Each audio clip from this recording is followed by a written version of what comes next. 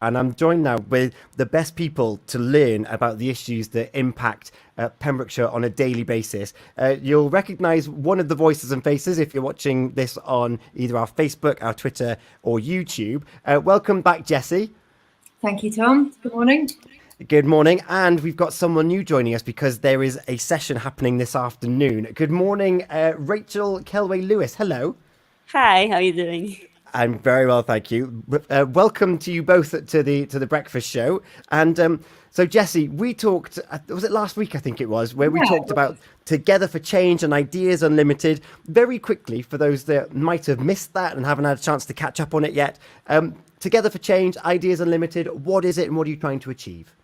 Okay, thanks, Tom. Together for Change. We are a partnership that was started by the grassroots charity Solvacare, and we've been working in Pembrokeshire over the last couple of years with our fantastic partners, PAVS and Planet, to really try to bring how people feel and think and their voices into the things that affect them. Ideas Unlimited, it's a series of events funded by the UK Community Renewal Fund to try to bring the people of Pembrokeshire together to talk about the big challenges facing our communities. You know, the things we worry about, whether it's keeping the local school open or how we care for a relative in need or worry about the river rising and flooding our home. It's also, though, a series about ideas for change. So it's designed to give people from all walks of life a real chance to talk about the crises that we face us now and in the future, and share some practical solutions that I think could really contribute to making life easier for everyone. Yeah, and you've already held one session on the first. Very briefly, how was that received? What were the outcomes of that? I think it was a really powerful overview about community power and what that means and whether it can make a difference. And we had a really good section. We had Joe Starling from New Local talking about the wider context. And, you know, we've had COVID, we've had Brexit. There are lots of conflicts that we're facing.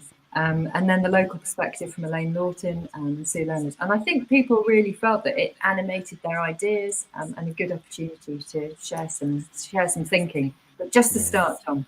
It is just the start. So we've got the one happening today. I'm going to jump over that very quickly, but we've got Tackling the Climate Emergency, Ideas for Community Action. That's on the 16th of November. And From Surviving to Thriving, Seeking Radical Solutions on the 22nd of November.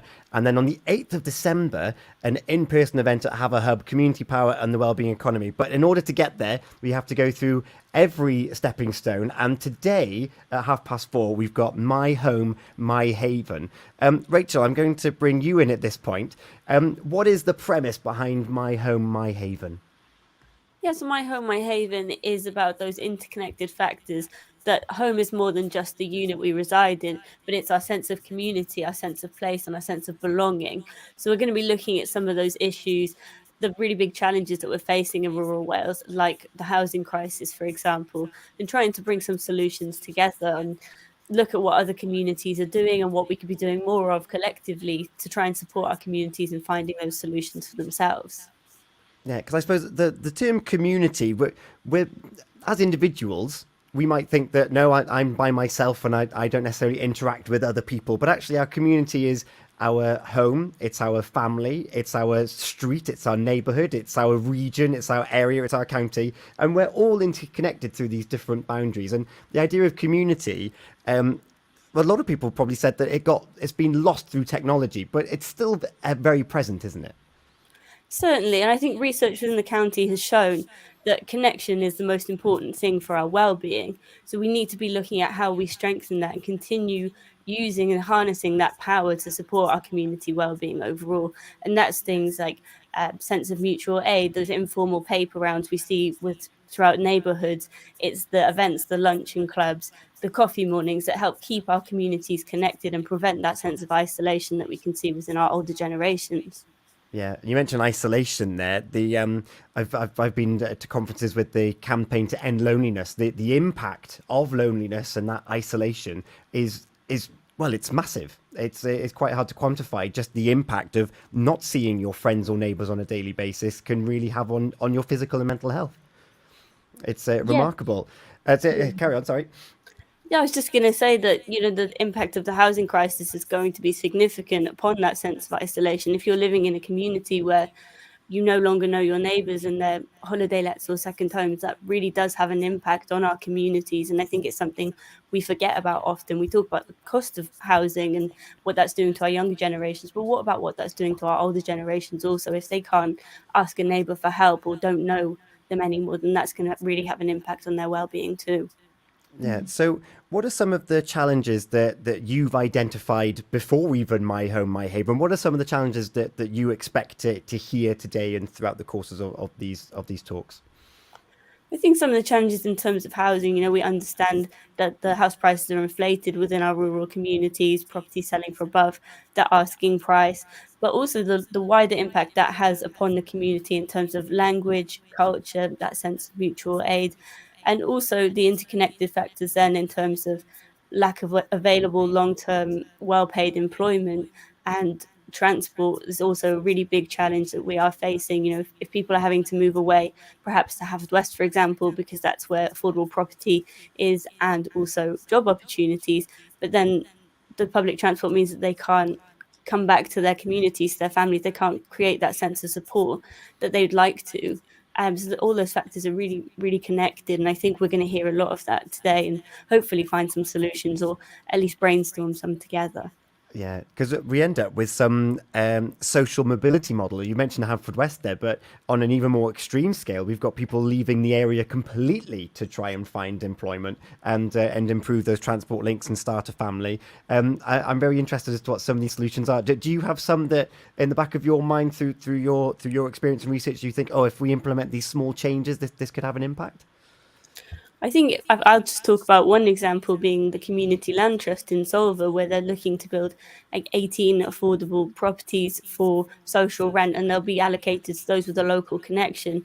So that's where we're seeing a community take hold of one of the challenges they're facing and work with Pembrokeshire County Council and ATEB to find a solution that works for them. So trying to ensure that some of our young people do have the opportunity to stay within the community. And I think this is a great example of what we can do to move forward, and that's being funded by the Second Home Council Tax. It's really, using those funds for positive change, really.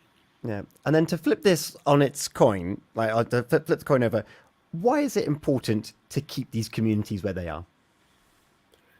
Maybe I could come in there, Tom. Go for it, Jessie. Yes. Yeah. I mean, we'll chip in too, Rachel. I think this idea of communities as place. It's the place you live. It's your surroundings. It's the things that really matter. Whether it's the shed you've had for years with full of tools, or Rhian from Tir Cannell, who you always stop and wind your window down to and have a chat, or Dylan in the shop who noticed you were a bit low the other day and gave you 5 minutes of his time. It's those things that you can't quite touch, which are so important to how you sort of feel and live and think as a human being, and to the long-term sustainability of our communities, really. And I think we were sort of asking about sort of solutions, or why is it important? Yeah.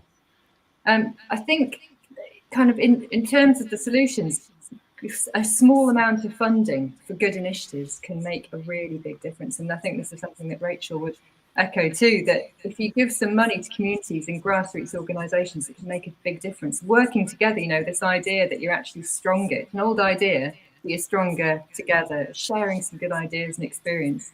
And I think at the foundation of all this is about it being an equal experience for everyone.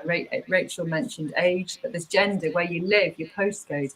And about language, we live and work in Wales, and there's so many languages spoken, but nearly 30% of people in Wales speak Welsh. So that's a really significant figure. So thinking about how you're communicating and really raising awareness about ensuring that everyone can have a voice in these practical steps, just being valued, being asked how you are and what it means to you is so important, I think. Yeah. And you mentioned the Stronger Together, which I think is the Welsh football tagline. And of course, they announced the World Cup yesterday from a welfare hall in Tylerstown. It wasn't in Cardiff in the city centre. It was from the birthplace of the now Wales manager. It was in the welfare hall. They went to the cafe on the main street. And that's really important to remember that these neighbourhoods and these identities still exist. Yeah, they absolutely do. And They're not the things that you can necessarily sort of tie up neatly and put in a box and say what they are. It's all of those sort of smaller connections, that sense of meaning, that sense of place. And I think you're absolutely right. I didn't know about the football yesterday. I'm ashamed to say I'm more on the rugby side of things, Tom. So we'll stay quiet on that one for now. Yeah. And so for those that are listening and are watching now, and they think, oh, actually, I've got something to say on this point about my neighbourhood, about my community. It's today at 4:30. You're also going to be joined by Lee James, the Community Enterprise Officer of Plan Ed, one of your partners. How can people get involved with the session this afternoon? Well, I would suggest that you join through the Eventbrite, and there is a little bit.ly link that I think is going to be on the screen, or you can look on the Together for Change website, which is TFC Pembrokeshire. I'd also like to say this afternoon we've got a fantastic speaker, Chris Johns, who is the Chief Executive of Building Communities Trust, Leslie Robertson-Steele from Silvercare, who's working on a really forward-thinking initiative around domiciliary care, and of course my colleague here, Rachel Lewis, talking around housing specifically. So look at the Together for Change website, which is tfcpembrokeshire.org.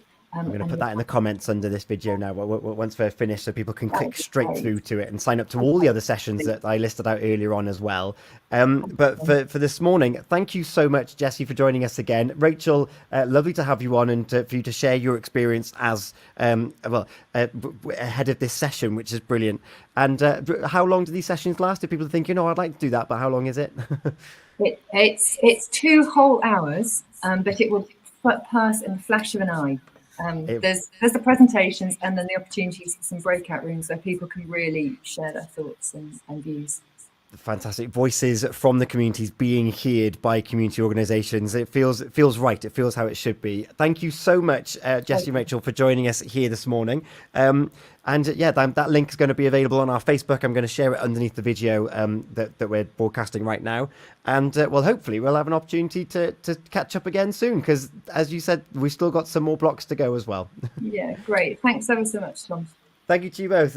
Right. Diolch yn fawr. Hwyl am y tro. We've got Tom Glennon all these nights for you coming up. It's 9:46 here on Pure West Radio.